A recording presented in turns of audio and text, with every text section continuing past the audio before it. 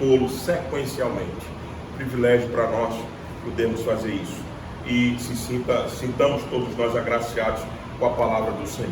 Que assim o Senhor aplique sua verdade em nossos corações. Oséias capítulo 14, verso do 1 ao 9, o capítulo inteiro e o final do livro de Oséias diz assim: Volta, ó Israel, para o Senhor teu Deus, porque pelos teus pecados estás caído. Tende convosco palavras de arrependimento e convertei-vos ao Senhor. Dize-lhe: perdoa toda iniquidade, aceita o que é bom, e em vez de novilhos ou sacrifício dos nossos lábios, a Assíria já não nos salvará. Não iremos montado em cavalos, e não mais diremos a obras das nossas mãos: tu és o nosso Deus. Por ti o órfão alcançará misericórdia. Curarei a tua infidelidade. Eu, de mim mesmo, os amarei, porque a minha ira se apartou deles. Serei para Israel como orvalho, ele florescerá como lírio e lançará as suas raízes como o cedro do Líbano. Estender-se-ão os seus ramos, o seu esplendor será como o da oliveira, e a sua fragrância como a do Líbano. Os que se assentam de novo à sua sombra voltarão, serão vivificados como o cereal e florescerão como a vide. A sua fama será como o vinho do Líbano. Ó Efraim, que tenho eu com os ídolos? Eu te ouvirei e cuidarei de ti. Sou como um ciprestre verde, de mim procede o teu fruto. Quem é sábio, que entenda estas coisas? Quem é prudente, que as saiba, porque os caminhos do Senhor são retos. Os justos andarão neles, mas os transgressores neles cairão. Que o Senhor aplique a sua palavra em nossos corações, meus irmãos. Meus amados irmãos, estamos chegando ao final desse livro extraordinário das Escrituras, o livro de Oséias. A profecia de Oséias é uma profecia densa e pesada, como nós vimos aqui. É uma denúncia clara do desvio do povo do Senhor, desde o primeiro capítulo até o último. Mas se existe um eco no livro de Oséias, se existe um ressoar da mensagem central de Oséias, é em todos os capítulos, em quase toda a estrutura do livro, o eco que nós temos que ouvir é: Deus não desiste do seu povo. Deus não desiste de nós. O eco de Oséias é: Deus vai insistir em nos curar, nos salvar, Ele vai cumprir em nós o seu querer. Deus não desiste do seu povo. Mesmo que nós sejamos como Gomer, que trai o Senhor, que se deita com os outros ídolos, que se namora com o dinheiro, que se compromete com as nossas carreiras profissionais mais do que com Deus, que se vendem a todo tipo, às vezes, de acordos escusos para chegar a determinados interesses. Mesmo que sejamos esse povo que tem os pés que correm para se desviar do Senhor, a mensagem de Oséias é: Deus não desistirá de nós. Mesmo que Ele tenha, como no capítulo 3, de nos comprar de novo, não porque o sacrifício de Cristo tenha sido inválido, mas porque nós insistimos com a nossa velha natureza, muitas vezes nos desviar, Ele vai lá e nos traz de volta. Se lembra do capítulo 3, verso 3 e 4, quando Deus diz: comprai-a. Não imagine que aquele capítulo 3 de Oséias esteja falando de outra mulher. Vai lá, volta, ama a mulher de um amigo. Se lembra do capítulo 3? aquilo ali é Gomer de novo. Você não pode entender que Deus mandou buscar outra mulher. Deus não tem outra mulher. Deus não se deita com outra mulher. Deus só tem um, o seu povo. Deus não troca de povo, Deus não troca de esposa. Na saga de Osés, na história de Osés, Deus é o marido mais traído de todo o tempo. Mas mesmo assim ele não quebra a aliança do casamento. Ele volta a insistir e vai salvar o seu povo. Deus nunca desiste e nunca disse que destruiria o seu povo, que aqui é representado pelas tribos do norte e também Judá. A mensagem também chegou para Judá, mas que a mensagem pode ser aplicada a todos nós como povo de Deus. Ele não desiste de nós. E agora nesse grande finale, nesse grande final, o tema não poderia ser outro. Deus vai restaurar o seu povo. O cativeiro não poderá e nem pode ser o fim da história. Qual foi a mensagem que vocês ouviram de Vitinho na semana passada? Deus julga o seu povo. A mensagem que nós vamos ouvir hoje no capítulo 14: Deus restaura o seu povo. Não pode acabar de outra maneira a história. A história não vai acabar com condenação. A história do povo de Deus vai acabar sempre com restauração. Sempre. É assim a nossa história. Esse é o grande final da nossa história. Por quê? Porque merecemos? Não, porque Ele é fiel com o seu plano. Ele é fiel com a sua aliança. Ele tem um compromisso em exaltar o seu nome. Deus vai nos salvar. Este final é a prova cabal disto, que Deus não desiste de nós. Deus, depois de todas as denúncias de pecado que esse livro nos fez, depois de mostrar o nosso relacionamento conturbado na exposição de Osés e Gomer, de Deus e seu povo, depois da profecia nos dizer que o povo iria para o cativeiro assírio, e isso não tem conversa, eles foram para o cativeiro, mesmo que tudo isso tenha sido denunciado por Deus, através do seu profeta. Este final é surpreendente. Esse final poderia acabar com condenação, já que Oséias expõe o pecado do seu povo como uma prostituta que se deita contra os deuses.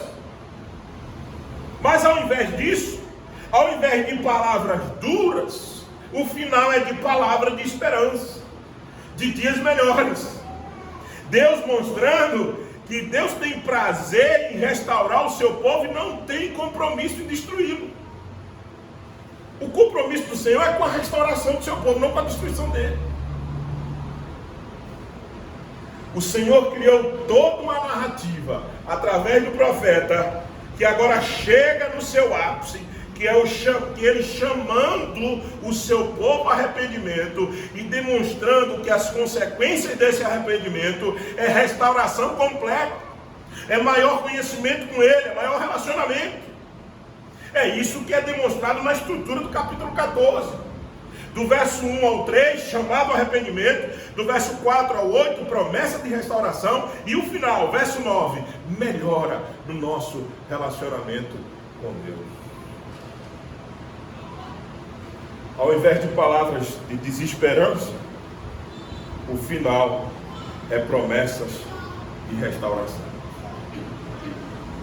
Então vamos a essa estrutura que está bem definida, bem delineada no capítulo 14. Vamos então à primeira parte dessa estrutura, que é um chamado que Deus faz ao arrependimento.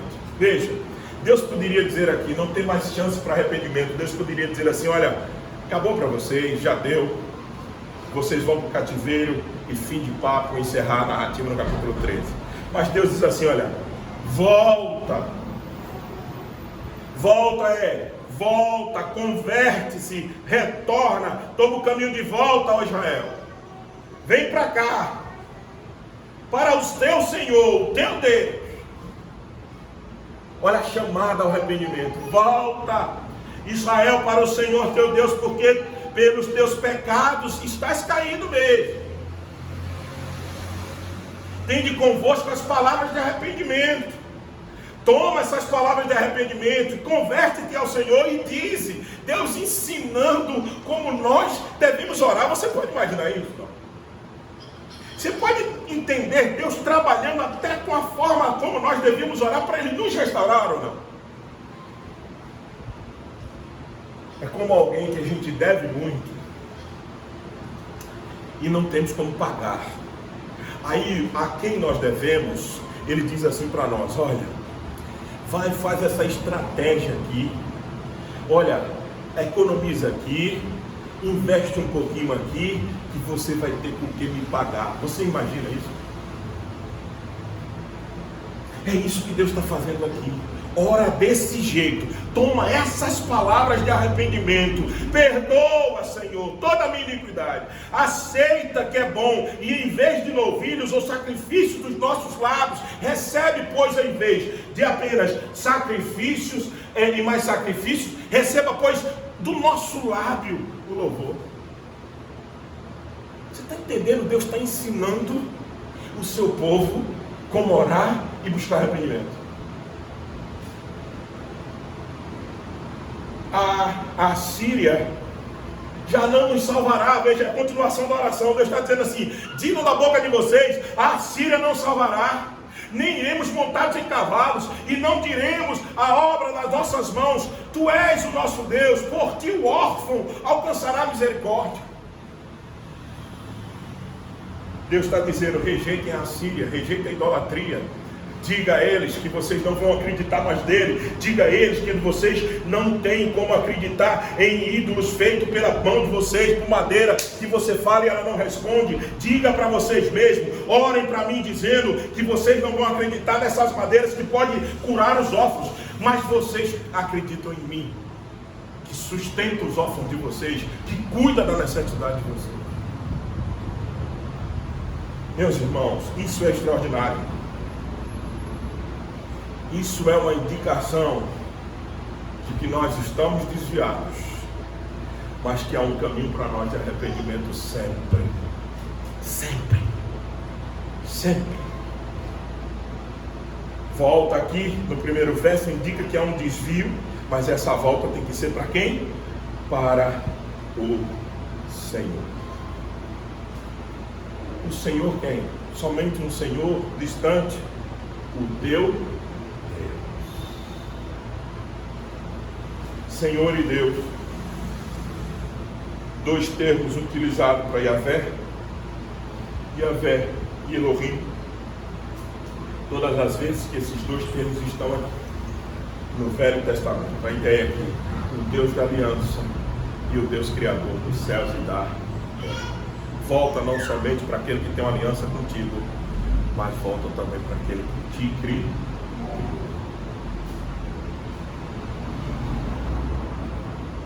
Portanto, nós não somos abandonados.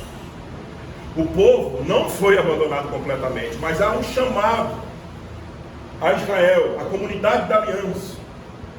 Embora a menção de Efraim é dita lá no capítulo 14, no verso 8, mas o público aqui, a quem está sendo feito esse chamado, é o público da aliança. É o público que Deus tem uma aliança com ele. É o povo de Deus. O público inicial de Osés foi constituído pelas 10 tribos do norte, é verdade.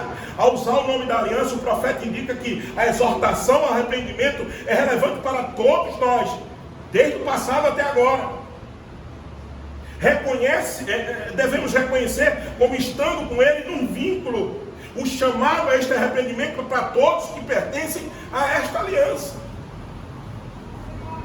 O Senhor ensina-nos aqui como deve ser a nossa oração. É a instrução prática de como nós deveríamos proceder com sincero e correto arrependimento. Não era qualquer arrependimento que deveria ser feito, mas deveria nesse arrependimento ter abandono dos ídolos. Por isso que o verso 2 diz assim: tendo convosco palavras de arrependimento, convertei-vos ao Senhor, e disse-lhes: perdoa toda a nossa iniquidade, aceita o que é bom, e vem de novilhos os sacrifícios dos nossos lábios. A Samaria já não nos salvará, nem iremos multados em cavalos. Não diremos: obras de nossas mãos, tu és o nosso Deus, por ti o órfão alcançará misericórdia. Deus está dizendo: reconheçam que Samaria não tem poder nenhum sobre vós, e reconheçam a misericórdia do Senhor de cuidar dos órfãos de vocês. A ideia é que o Senhor cuida dos nossos necessitados. Essa é a primeira parte, é o chamado ao arrependimento, que continua valendo para nós até hoje, que continua sendo o caminho para estar com Deus e a restauração acontecer. Passa pelo nosso arrependimento, passa pela clareza do nosso desvio. Nós precisamos entender que aqui ou acolá nós nos desviamos do caminho do Senhor por pensamentos, palavras, até atitude, nosso coração, nosso sentimento. E é preciso entender que o caminho para a restauração passa pelo arrependimento, passa por volta, vem de novo, vem outra vez para Deus. É isso que Deus está ensinando aqui no final. O caminho da restauração passa pelo arrependimento. Não haverá restauração completa na nossa vida enquanto não houver arrependimento sincero e abandono da nossa idolatria. Segunda grande estrutura, que está muito bem delineada também aí, é o verso 4 ao 8, que é uma promessa que Deus está fazendo de restauração completa. Na primeira estrutura, do verso 1 ao 3, Deus está chamando o seu povo ao arrependimento. Na segunda estrutura, do 4 ao 8, é uma promessa de restauração completa. Ouçamos. Veja o que Deus está dizendo: curarei a sua infidelidade. Qual foi o tema central de Oséias? Infidelidade, idolatria, desvio de comportamento, de fidelidade com o Senhor. Deus está dizendo: eu vou curar a principal doença de você, eu vou curar a infidelidade de você. Porque quem pode nos curar disso? Você mesmo, eu mesmo, nós mesmos. Sem muito esforço, quebramos o primeiro mandamento. Temos sempre muitos outros deuses além dele. Sem muito esforço. Não precisa se esforçar tanto para quebrar o primeiro mandamento. Seja sincero. Quem vai nos curar da nossa fidelidade? Quem? Quem vai fazer a gente parar de namorar outros ídolos? Quem? Ele. Curarei a infidelidade de vocês. Eu de mim mesmo os amarei. Isso é extraordinário. Deus está dizendo: por mais que vocês sejam gomer, por mais que vocês se prostituam, por mais que vocês adulterem o tempo todo contra mim, eu amarei vocês. Eu amarei vocês. E isso não é fraqueza. Isso não é porque ele tem paixonite aguda por nós. Isso é poder. Porque o amor de Deus não encobre os nossos erros, trata com eles, purifica-nos primeiro, porque Ele nunca deitará no leito com mácula. Ele nos amará, mas tratará conosco sempre, para que o leito nosso e o dele seja sem mácula. Eu mesmo amarei vocês. É porque ninguém tem. Quem é que pode nos amar? Porque a minha ira se apartou deles. Não entenda isso aqui como fraqueza, eu já disse para você, como poder de restauração. A nossa ira A ira de Deus se afastou de sobre nós, mas ela caiu sobre outro. Deus não tem fraquezas. Deus tem um plano e um propósito de como nos salvar. Ele derramou a sua ira do seu filho e ele bebeu o cálice da ira de Deus na cruz do Calvário. Se lembra das palavras da cruz quando Jesus disse: eu tenho o quê? Sede. A tradução equivocada daquele texto é que um soldado embebeceu uma esponja no vinagre. Aquilo não, aquilo era vinho que os soldados bebiam, vinagrado, ruim, mas que os soldados bebiam quando tinham sede, para não estar gastando com vinhos de especiarias melhores. Quando eles estavam no trabalho, eles tomavam aquilo para poder matar um pouco a sede. Quando chegavam em casa, ele completava, não é? A bebedice e ia dormir. O Senhor estava tomando figuradamente, quando ele disse: tenho sede, na cruz. Colocaram no isopo e colocaram na cruz dele. Ali na cruz estava significado o bebê do último gole da ira, até o último gole. Eu afastei deles, mas coloquei no meu filho. Serei para Israel como um orvalho. Coisa gostosa é orvalho, de manhã cedo. Ele florescerá como um lírio. Quem florescerá? Israel. Como um lírio. O orvalho gosta de lírio. Desculpa, o lírio gosta de orvalho, ao contrário. E lançará as suas raízes como um cedro do Líbano. Raízes profundas em mim. Eu estou dizendo que eu vou restaurar vocês, vou curar a infidelidade de vocês, vou amar vocês, vou retirar minha ira de cima de vocês, colocando no meu filho. Eu serei com vocês de forma que vocês terão profundidade comigo, como raízes do Líbano. O relacionamento que Deus quer conosco é um relacionamento profundo e não superficial. O relacionamento que Deus quer conosco é que a gente não possa viver sem Ele nunca. Ele não nos quer independente dele, ele nos quer totalmente dependendo dele para existir. É isso que Deus quer conosco. Deus demonstra o seu relacionamento com o seu povo e quer que o seu povo seja restaurado. Aqui, através dessas figuras do verso 5 e a figura do verso 6. Estender-se-ão seus ramos, o seu esplendor será como o da oliveira, e sua fragrância como a do Líbano. Deus não quer apenas árvores secas e feias, Ele nos quer árvores frutíferas.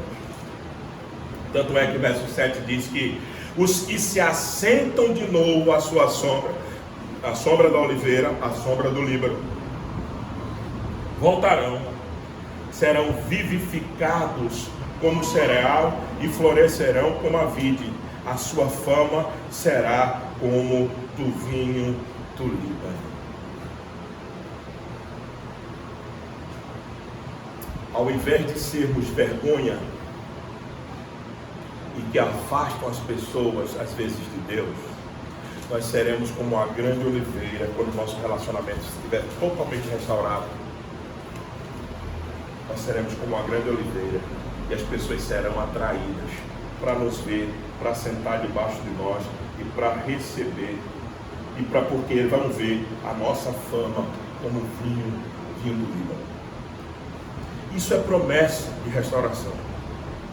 Isso é promessa de que Deus está dizendo a nós que um dia nós seremos isso de forma perfeita. E o final do verso 8, dessa parte da segunda estrutura: ó Efraim, que tenho eu com os ídolos? Essa é uma pergunta retórica. A resposta é nada. Nada. Deus está dizendo: ô Israel, Efraim é a grande tribo que representava o reino do norte. Efraim é aqui no texto de Oséias, no livro de Oséias, é a representação de Israel. Ó Efraim, o que tenho eu? com os ídolos. Por que Deus está fazendo essa pergunta? Porque se Deus não tem nada, absolutamente nada com ídolo, seu povo não pode cair em idolatria. Seu povo não pode ir atrás de ídolos que não podem lhe socorrer.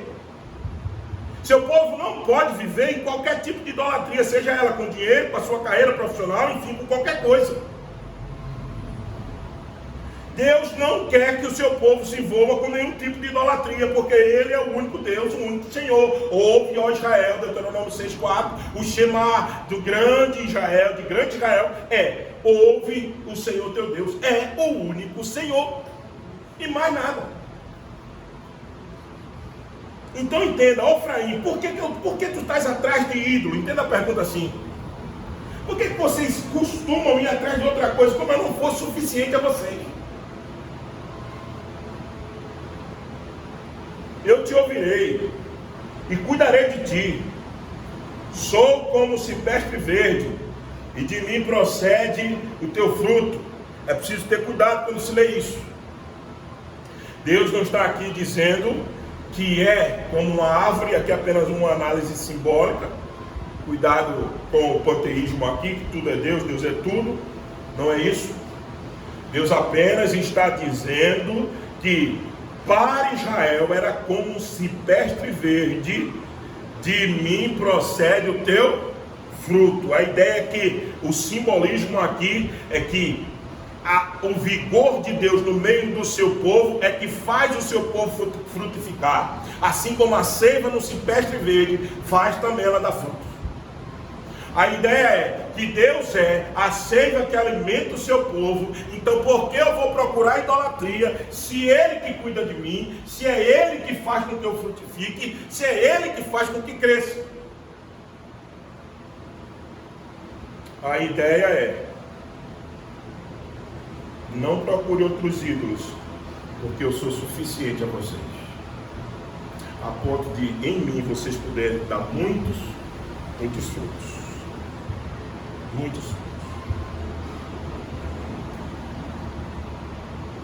E acabando a última parte dessa estrutura, verso 9, da estrutura do capítulo 14. Deus está nos chamando para melhorar o nosso relacionamento. Ele nos chama ao arrependimento, Ele promete restauração, mas Ele quer, na verdade, com tudo isso que Ele disse em Oséias, é melhorar o nosso relacionamento. Ele sabe, e não precisa dizermos a Deus, que nós estamos num período de santificação, que ainda não chegou a glorificação, que a santificação não é completa aqui nesse tempo. Deus sabe disso. Deus sabe que nós ainda estamos no já e ainda não, já somos do reino, já pertencemos ao reino, mas ainda esse reino não está completo ainda, estabelecido pelo Senhor. Deus sabe de tudo isso, mas o que Ele quer é que nós aumentemos de sabedoria em relacionamento com Ele. E é isso que Ele faz, o apelo final, no verso 9. Ele diz: quem é sábio, que entenda estas coisas. Quem é prudente, que as saiba. Porque os caminhos do Senhor são retos, e os justos farão o quê? Andarão neles. É isso que o Senhor quer, que a gente ande no caminho dele. Mas os transgressores, neles cairão.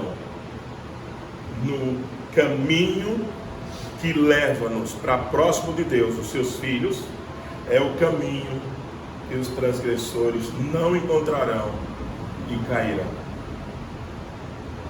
O último verso compartilha muitas expressões com a linguagem considerada como sendo típica da literatura de sabedoria.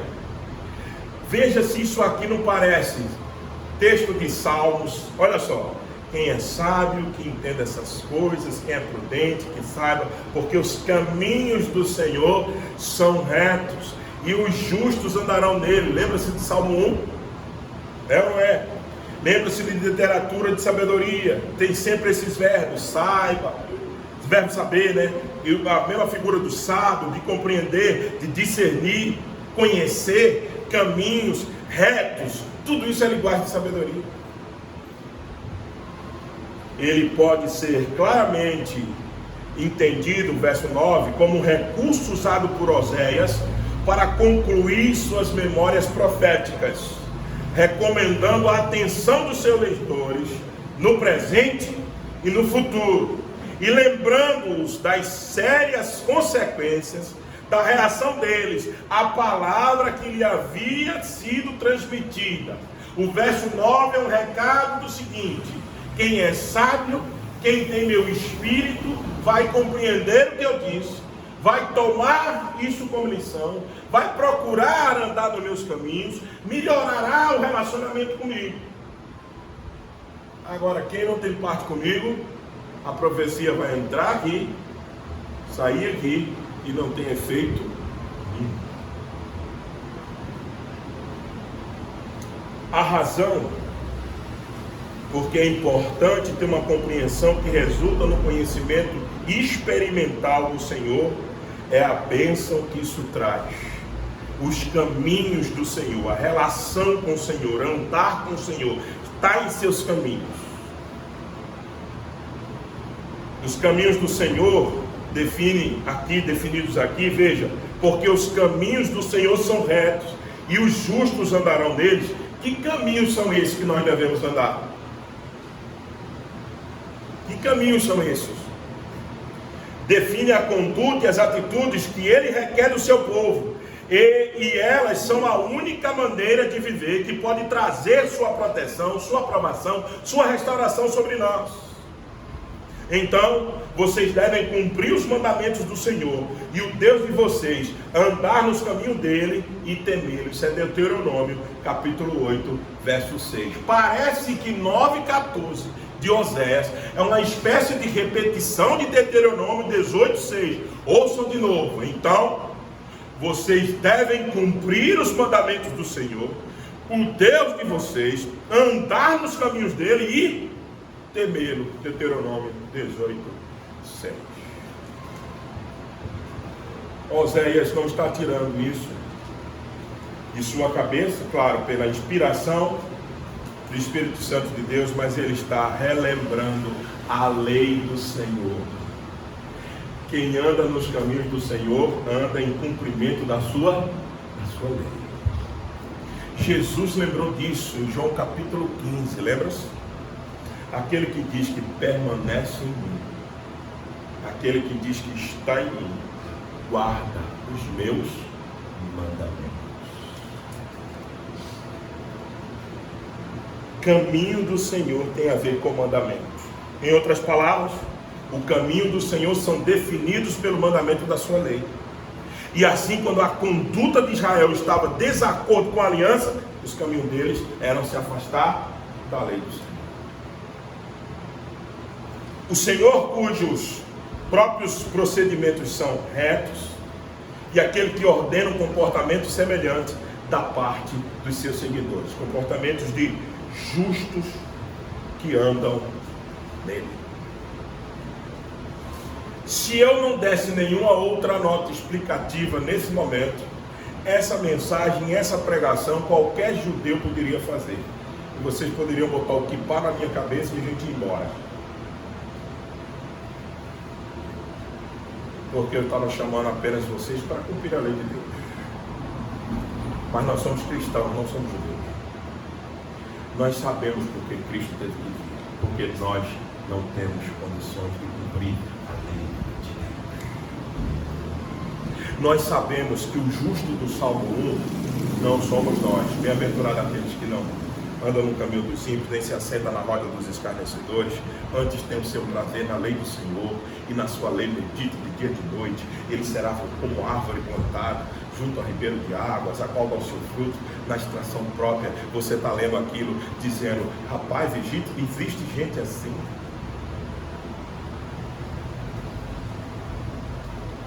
Não. O justo do Salmo 1 é Jesus Cristo. Ele que nunca sentou na roda dos escarnecedores. Ele que não tem prazer em outra coisa a não ser da lei do Senhor. Ele que meditou da lei do Senhor de dia e de noite. Ele foi como uma grande árvore plantada junto ao ribeiro de água e deu seu fruto. Olha aqui, a congregação é fruto dele. na estação própria. E tudo que ele fez prosperou. Cuidado para que o nosso evangelho não seja judaico. Nós não temos condições de cumprir a lei. Nós só podemos falar em andar no caminho de Deus, andar com Ele, porque Jesus veio, tomou o nosso lugar, se fez pecado por nós, morreu pelos nossos pecados, cumpriu com toda a lei de Deus. E antes de cumprir, antes de pagar o preço na cruz, ele disse aos seus discípulos, em suas palavras de despedidas, para consolá-los, o que é que ele disse? Eu sou o caminho. Nós queremos andar no caminho. Caminho, Oséias, é lei do Senhor. Quem faz nos andar no caminho é Cristo. Eu sou o caminho, a verdade e a vida. Ninguém vai andar com o Pai, senão por mim. Então, ao ler Oséias, você precisa não ficar apenas com o aspecto da antiga dispensação da aliança da graça, mas você precisa olhar para a nova dispensação da aliança da graça, porque isso é uma aliança só, com modelos diferentes. Oséias está dizendo, nós precisamos andar com Ele, mas para fazer isso você precisa estar em Cristo Jesus. Somente em Cristo Jesus que a gente consegue andar dessa maneira. Isso dito e suposto, eis a exposição do texto. Muito bem, mas o que é que isso tem a ver conosco? 2021, Cabo Frio, abril, 2023, século 21. Primeira coisa, a aplicação para nós. Entenda que a nossa vida tem que ter uma perspectiva diferente, sempre. Porque Deus está pronto para nos perdoar, sempre. Claro, a cláusula é arrependimento. Mas entenda, não há absolutamente nada que você faça, que eu faça, que pode definitivamente nos afastar de Deus. Definitivamente não. Todo pecado causa uma separação. Todo pecado traz consequências. Isso é verdade.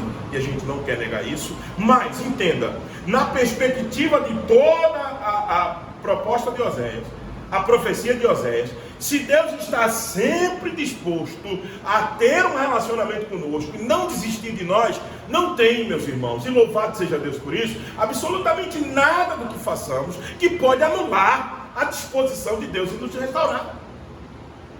Nada. Por que eu digo isso? Porque muitas vezes na nossa prática do dia a dia, nós impomos empecilhos de Deus nos perdoar, como que nós pudéssemos julgar a disposição da vontade dele nos perdoar, porque a gente acha que às vezes a gente pegou pesado demais no nosso pecado, né? Entenda, isso não é a forma correta de você se relacionar com Deus. Não mesmo.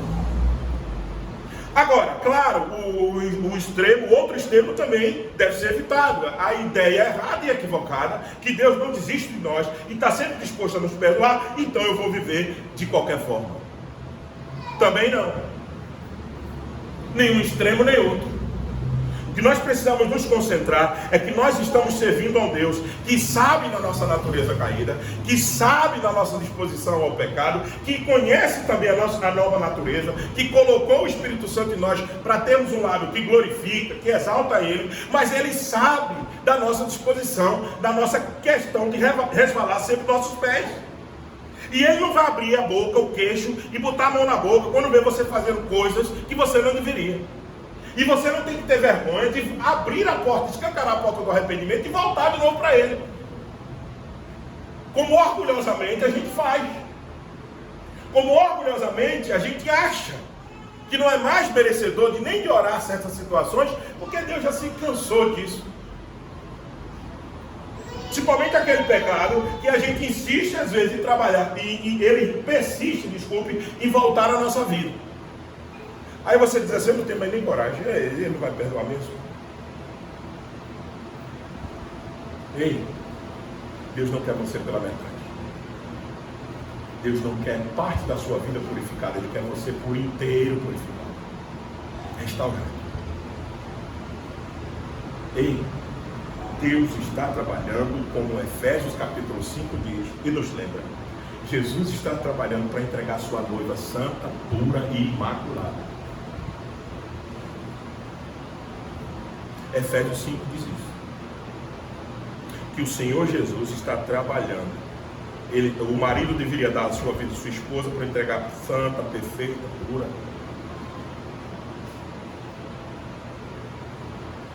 Então, cuidado no tipo de relacionamento que nós estamos tendo com Deus. A gente trabalha muito com a meritocracia sempre. E no relacionamento com Deus não é por aí. Você vai ficar confuso, porque você vai ver gente que aos seus olhos não tem mérito nenhum, sendo rica e profundamente abençoado por Deus. E você não vai entender. Como que tem outra aos seus olhos que se esforça tanto, que luta tanto, que está sempre na igreja, que sempre está fazendo, que sempre está. E você vai dizer, por que ela não é tão abençoada quanto o outro? Bênção não se mede por coisas externas na nossa vida, por favor. A maior de todas as bênçãos Ele já fez em Cristo Jesus, e todos nós não merecíamos e já recebemos. Nós que estamos aqui. O que Ele, as circunstâncias que Ele delinea, que Ele faz o desenho na vida do um, na vida do outro, é por coisas que você e eu nem imaginamos que Ele está fazendo. E talvez um dia a gente nunca entenda. Não seja como os amigos de Jó. Lembra-se? Quando ele tinha tudo, diz, isso é um homem grandemente abençoado. Quando perdeu tudo, Jó, tem algum pecado na tua vida? Confessa, deixa. Ele fez isso. E os seus outros dois amigos. O que é que Deus disse da análise dos amigos de Jó? Deus disse, vocês falaram coisas que não são verdadeiras. Vocês falaram como louco. E tem mais uma coisa, se Jó não interceder por vocês, eu não vou abençoar vocês. Está lá no capítulo 42 de Jó. Cuidado na análise que você faz exterior da vida das pessoas. Muito cuidado. Não tem inveja de ninguém, siga seu caminho.